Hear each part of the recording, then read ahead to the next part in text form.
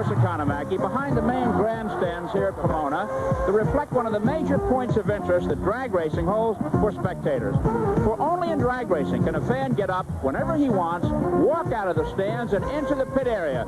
In today's case, a 200-acre one that amounts to an exotic car show and an automotive bazaar. And once in the vast pit and staging area, the fan can eyeball the competing cars, the crews, the drivers, the girls, have a beer, get an autograph, think about perhaps buying a car. For it is this openness that has helped make drag racing one of the most popular forms of motorsports in the country, with an annual spectator turnout of 5 million. And they're all here for the 20th anniversary running of the National Hot Rod Association's Winternationals, with $410,000 in prizes at stake and over 600 entrants seeking fame and glory as they try to make time stand still. Of the many categories and classes in drag racing, there are 3 that command the most interest. Top Fuel, the most exotic of the dragsters, alcohol burning, supercharged, 2,200 horsepower, down the quarter mile and faster than 6 seconds, topping out at 250 miles an hour. Next in line is the funny car, perhaps the most dangerous of all forms of drag racing, where the driver sits inside a plastic body, the engine in front of him. If it blows up, he's in serious trouble. Not quite as fast as the Top Fueler. And then, closest to what one might find in the family garage is the Pro Stocker here. Surprisingly enough, the most expensive of all 3. Some of these cost as much as $60,000 to field. The cheapest one of the 3, $40,000. Attention now shifts to the starting line for the quarterfinals in funny cars. Pitting Kenny Bernstein of Louisiana in the far lane, Ron Harris of Pennsylvania on the near side, as they come up in the staging area to toe the line. 2,200 horsepower under the hoods of these plastic body cars. There's the staging lights. It goes from yellow to green. There's no warning. Alertness and the start is the key to success in drag racing, many will tell you. And they're off. Bernstein in the far side takes on. Harris's car explodes. His windshield is broken. His supercharger went off. Bernstein goes on to win. A tough break for the Pennsylvanian. Let's have another look. Here he comes down the line. There's the flame. The supercharger goes way up. These cars are built for safety, and so is the gear the drivers wear. We suspect he's okay, but we'll be back in 1 minute to check. No experience. Car racing of Roy Harris's car bears it out. The car is back in the pits now. Let's have a look at the damage. Between this and the engine itself was a supercharger before a 150-mile-an-hour backfire we saw going down the track. Now let's take a look at what a full-size supercharger looks like. Here's one here. The bottom part weighs 70 pounds. After the explosion, all that was left on this car was this part of the supercharger. From here forward, gone like shrapnel from a hand grenade down the drag strip. Now let's have a word with the driver, Roy Harris, a 15-year veteran. Roy, that ever happened to you before? No, that's the first time we ever had a blower explosion. What was it like at the wheel when it went off? Well, it was a loud explosion, and you know, I knew it was very disappointing. What about yourself? Did any of the pieces get to you? No, everything stayed outside of the car. It just blows it up and away. Okay, let's take a look at the windshield and hood area where the parts exploded. A dramatic testimony to the violence of the explosion in funny car racing. And a testimony to the safety. Look at that supercharger up in the air, bouncing down and braking on the track. A lucky man, Roy Harris. Now it's more quarterfinal funny car action with Kosti Ivanov, a Bulgarian refugee who lives in Boston, against Gordy Bonin, a Canadian.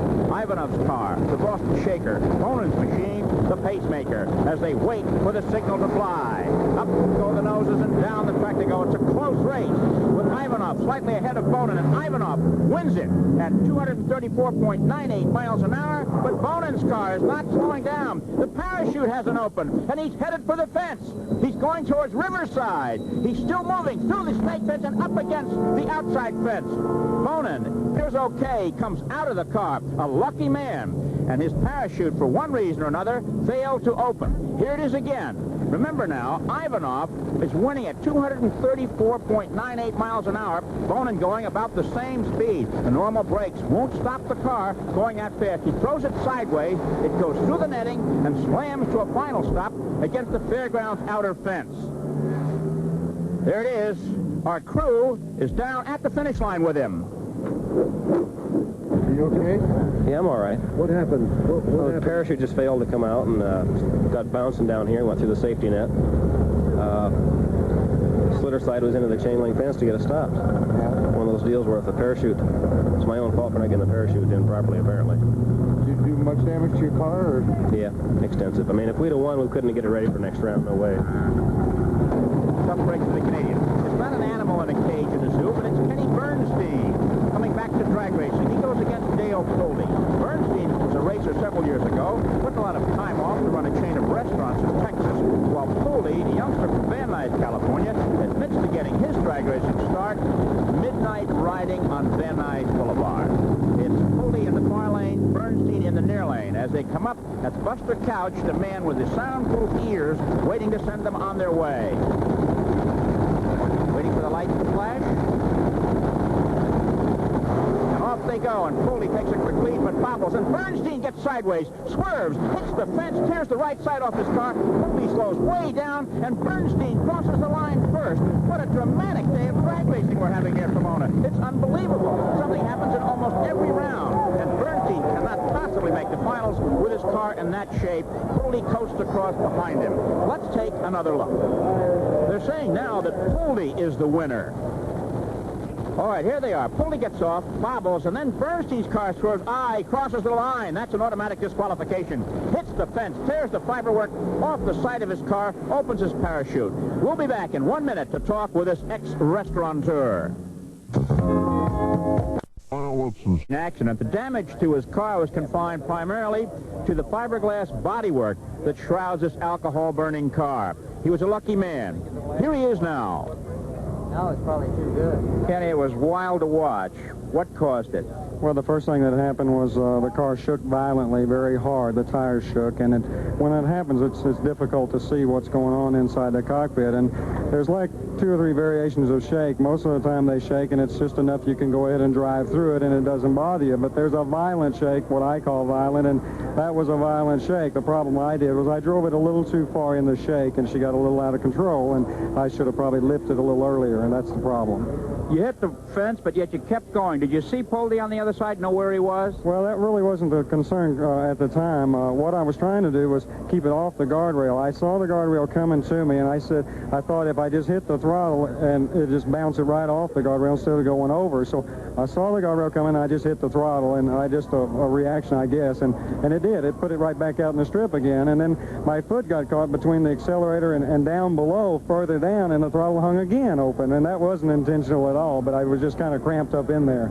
But that's what took place. Well, you won the race, but then you were disqualified for crossing the line. Had the victory stood, would you have been able to make the final in the time allowed? Well, it's very hard to say. We hurt her up pretty good, but a lot of fiberglass can be fixed in a hurry, and we could have got some pieces together, and you never know. You can patch these things pretty quick. I know we would have tried. Okay, better luck next time, Kenny. Thank you, sir. Appreciate it. There's been a succession of disappointments here at Pomona. Don Purdom not making it, Kenny Bernstein out. But Don Big Daddy Garlett did not go fast enough to make the 16 finalists. And the drag racing pioneer from Sefner, Florida, has taken his new machine on home. A big disappointment to the many fans here. And now we move to the Top Fuel semifinals with Connie Kalita coming up against Richie Tharp. Kalita is part of a big story here. He's the former crew chief for Shirley Muldowney. Came back to racing after they split up. Tharp, incidentally, is a gold dealer. And, of course, he's in the news now with gold being so much on the financial pages. They're staged and they're ready. Top Fuel semifinals. Will Kalita go to the final or will Tharp go? Part of a big story. Shirley Muldowney is in the other semifinal, and the 2 former partners may very well meet. 4 lights go, and off they are. Tharp swerves a little bit, and Kalita takes the bounty hunter down the line. He crosses at 238.09 miles an hour, under 6 seconds with a 5.989 clocking. And so, Shirley Muldowney's former crew chief makes it to the finals. And coming to the line now is the first lady of drag racing, Shirley Muldowney herself. Watch those rear tires grow as she does the burnout. This is necessary to clean the tires of any gravel and sand they may have picked up coming to the line. There they are. It's a great dramatic aside to the sport of drag racing. Her rival will be John Kimball, one of the top black drivers in racing. We asked him beforehand if he could make the finals. Well, the car has good potential, and it's really an A1 shape, and I think I have a good shot at it. How about the driver? Is he in A1 shape? Oh, the driver's, I think he's in A1 shape. Shirley Muldowney's car is brought back to line. Shirley, who was the world champion in 1977, has not won since then. Her former crew chief, Connie Coletta, was more than a man with the wrenches to Shirley. We talked with Shirley earlier today. Shirley, you've overcome being a gal. You're one of the guys. You run with them. You win a lot of races. So what's drag racing now for you that you've really been accepted? It's my lifestyle. It's fun. It's the one thing I love. I just hope that I can continue to do it as long as possible. If you make it to the finals, who would you like to go up against? Coletta, show 'em the way it's done. Well, that romance is obviously over, and it was that breakup is what put Coletta back into the driver's seat. Here's John Kimball, a man who was badly hurt last year, and the last fall turned his car over to Richie Tharp in a generous gesture to race in the finals. Shirley Muldowney on the near side, Kimball on the far side. In the semifinals for the top fuels to determine the makeup of the final round, and off they go. And Kimball burns rubber, and Shirley goes down the line to win at 240.61 miles an hour, 5.845 seconds, her 7th straight pass below 6 seconds. A remarkable move, setting up the classic final match. Shirley Muldowney against her former beau, Connie Coletta. Everybody's talking about it. We'll be back for that dream race and the funny car finals as well, along with a look at some of the supporting categories in drag racing. But now, let's go to Al Michaels for more speed, but of a different variety. In California, 1 hour east of Los Angeles, for the 20th annual running of the Winternational drag races. $410,000 in posted awards has lured the top drag racers in the country here, and many fans, a record 61,500, have turned out. In the 4 days leading up to this final day, many exciting incidents have taken place. Here, on the right, Billy Meyer, one of the nation's top 20 car drivers, had his trouble. His car exploded. Parts went every which way. But the youngster, only 25 years old, who's been dragging 10 years, got out, fixed his car, and came back to race later. Then Brian Raines had his problems as his engine exploded, sending parts flying every which way. And then Howard Hayden, a dramatic explosion, escaped injury when his top fueler had trouble. So it's been expensive for those who have had to make repairs, but for those who buy fuel, the costs are skyrocketing. Nitro. Where men race cars, this means speed. Fuel is heat, and heat is horsepower, is an old racing axiom. I'm standing in front of a 55-gallon drum of nitromethane racing fuel, the kind the top fuelers and funny car drivers use. To get down the strip takes between 5 and 7 gallons, and at $22.50 a gallon, that's over $150. Extend that into the mile, and it becomes over $500 for 1 mile of drag racing, a mighty expensive pastime. But it's more than a pastime for Dale Pulte of Van Nuys, California, and Ron Colson of Addison, Illinois, as they come to the line for the finals in the funny car competition. They've made it through all the preliminaries. Between $10,000 and $12,000 at stake in this one. Pulte, a youngster from Van Nuys, California, who we said got his start street racing. Colson, a rather scientific type from Illinois, has everything figured out. Both of these cars have had a little bit of trouble in the preliminaries, but they have been repaired. It looks like two Darth Vaders going at it as they come to the line. Critically moving to the position, the two top lights showing their pre-stage. And with the two yellow lights like below that, the fuse will be lit. One in, the other, and they're off. Up, and Colson has trouble. He crosses the line, and Pulte takes it down to win at 6.258 seconds.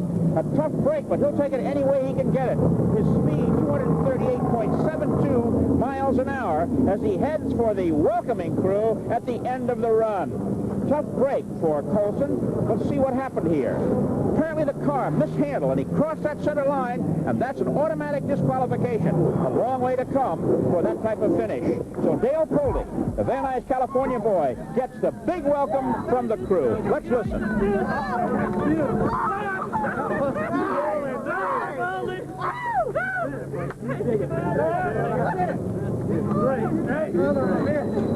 There's there's nothing like winning. And that's what's on the mind of Miss Shirley Muldowney and Mr. Connie Kalita as they prep for the matchup of the meet. And we'll be back for that. What of truth, the matchup between Shirley Muldowney and Connie Kalita. Until a few seasons ago, racing partners and romantically attached. Then a bitter breakup. We talked to Connie. Connie, everybody's talking about the finals. You know, they say old girlfriends are trouble, and if anybody knows Shirley's weak spots, you do. How do you rate her as a competitor? She's excellent.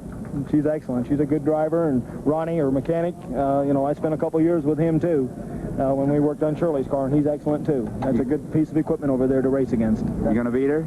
We'll try. And what did the female lead in this dramatic scenario have to say moments before the start? You ready for him, are you, Shirley? Sure, Chris. Not afraid of him one bit. You asked for him earlier, and you got him now. What are you going to do with him? Put him away. Put him away. She sounds a lot tougher than she looks.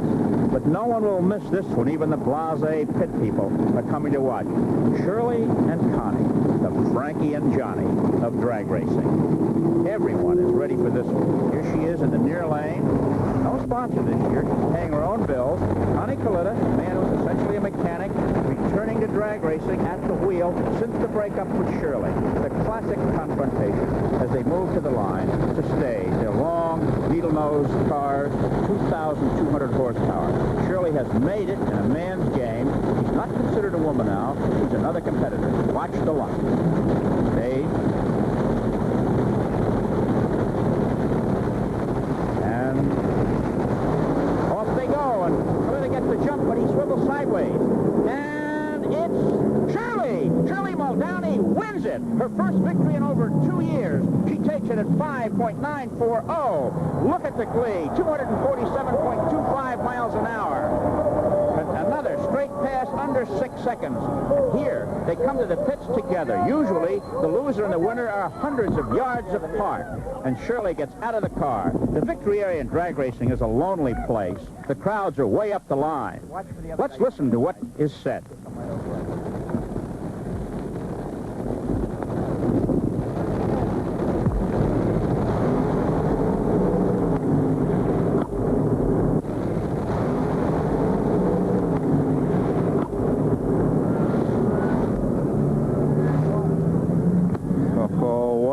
Up to a great drag race. And a couple of old friends here at the end of the run. Shirley Muldowney, the winner, and Connie Kalita, who gave her a great race.